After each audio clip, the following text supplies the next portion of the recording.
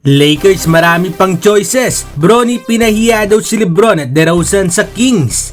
So parang ngaso ng balita mga idol ay patungkol kay DeMar DeRozan. Nakaraan nga lang ay 3 teams ang pinagpipilian ni DeMar na puntahan via sign and trade. Andyan nga ang Lakers, Miami Heat at Sacramento Kings. Pero sa mga yan mga idol ay itong Sacramento Kings ang nagwagi. Ayon nga kasi kay Adrian Wojnarowski ay nag-agree nga itong si DeMar sa sign and trade papuntang Kings.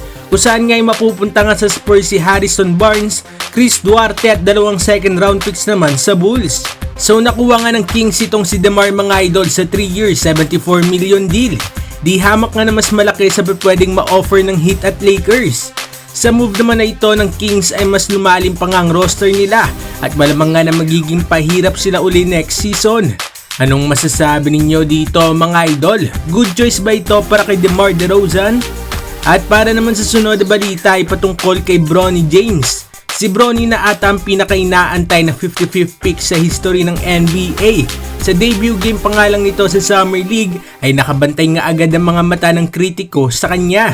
At kanina nga kontra Kings sa Summer League ay nagtala nga si Bronny ng 4 points, 2 rebounds at 2 assists sa 22% shooting sa field.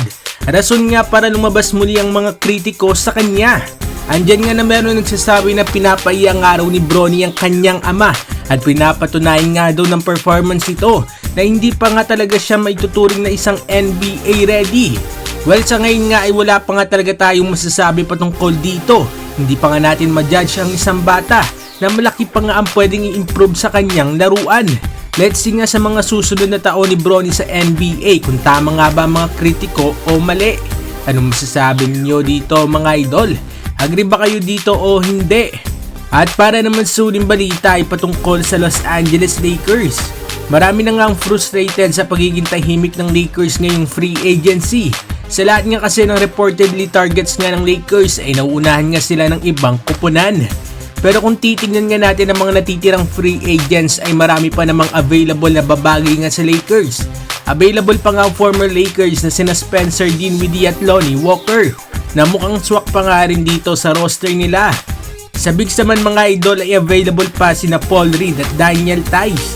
Sa trade naman ay marami pa nga pwede na matarget itong LA, lalo ngayon nga na nag-pay cut pala itong si LeBron ng 3 million. Rason nga para mas maging flexible daw ang Lakers sa trade. Anong masasabi ninyo dito mga idol? Sino nga ba ang dapat kuhanin ng LA Lakers? Mag-komento sa baba at ating babasahin yan. Huwag kakalimutan na mag-like at subscribe para sa iba pang balitang NBA. Maraming salamat po.